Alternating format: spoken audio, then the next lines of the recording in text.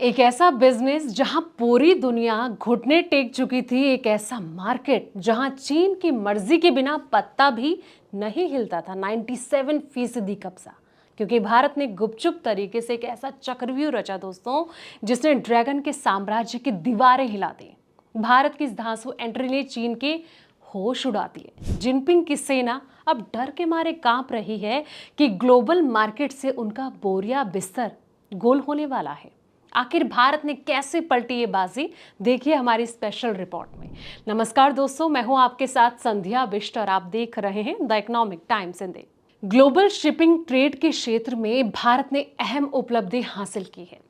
जिस shipping container विनिर्माण business पर वर्तमान में चाइना का लगभग एक छत्र राज है, भारत ने उसमें अपनी धांसू एंट्री मार दी है। दुनिया की सबसे बड़ी शिपिंग कंपनियों में से एक एपी मोलर मार्क्स ने मेड इन इंडिया कंटेनरों का ऑर्डर दिया।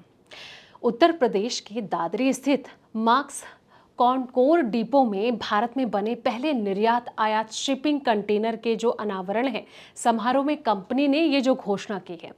दुनिया में बनने वाले 97% कंटेनर चाइनीज हैं। मार्क्स के ये 1000 shipping container DCM Shriram group से खरीदेगा और मार्क्स ने भारत को ये 1000 कंटेनर का ऑर्डर आंख मूंद कर नहीं दिया है। मार्क्स ने डेनमार्क की अपनी तकनीकी टीमों और स्वतंत्र ऑडिटर्स के सहयोग से भारत के 12 बड़े विनिर्माताओं का कड़ा और व्यापक ऑडिट किया और इस टेस्ट में गुणवत्ता, विनिर्माण प्रक्रिया और वैश्विक मानकों पर खरा उतरने के बाद डीसीएम श्रीराम ग्रुप को इस ऑर्डर के लिए चुना गया है। दोस्तों, कंटेनर जहाजों का भी जो है ऑर्डर मिल चुका है। जी हाँ, सिर्फ कंटेनर ही नहीं बल्कि कंटेनर जहाजों के लिए भी दुनिया जो है अब भारत की ओर देख रही है। इसी साल की शुरुआत में फ्रांस की दिग्गज शिपिंग कंपनी सीजीएम ने कोचिन शिपयार्ड को 6 विशाल कंटेनर जहाजों के निर्माण का ऑर्डर दिया था और किसी विदेशी कंपनी से भारत को ये पहला ऑर्डर मिला था। कोरोना महामारी में जो है कहीं ना कहीं भारत को ये सबक मिला है दोस्तों।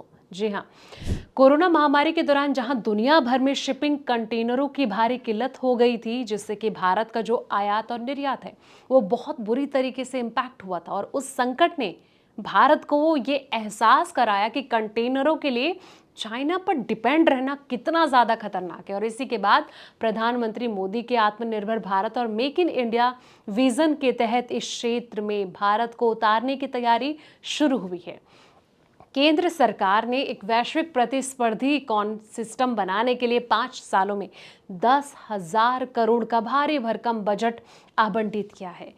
अब ऐसे में भारतीय जो कंटेनर है वो महंगे हैं। चीन के एकाधिक कार्य को चुनौती देना इतना आसान भी नहीं होता है। बड़े पैमाने पर उत्पादन और कम लागत के कारण चाइना में बनने वाले जो कंटेनर हैं भारतीय कंटेनरों के मुकाबले 30 से 40% सस्ते हैं और विशेषज्ञ के मुताबिक भारतीय और चाइना कंटेनरों के बीच करीब 1000 का डॉलर का अंतर है। इस खाई को पाटने को सरकार उत्पादन से जुड़ी प्रोत्साहन योजना पर काम कर रही है। इसके तहत भारत में जो कंटेनर बनाने वाली नई कंपनियों को प्रति कंटेनर 400 से लेकर $500 तक की सरकारी सहायता दी जा सकती है।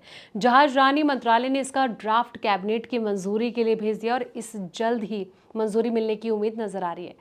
चाइना को मात देने की इस महा मिशन में राज्य सरकारें भी जो है पीछे नहीं है दोस्तों। एग्जाम्पल के तौर पर गुजरात सरकार अपना एक विशेष सहायता पैकेज तैयार कर रही है, जिसमें कि कंटेनर बनाने वाली कंपनियों को भारी कैपिटल सब्सिडी, बेहद किफायती औद्योगिक भूमि और राज्य स्तरीय प्रोत्साहन दिए जाएंगे।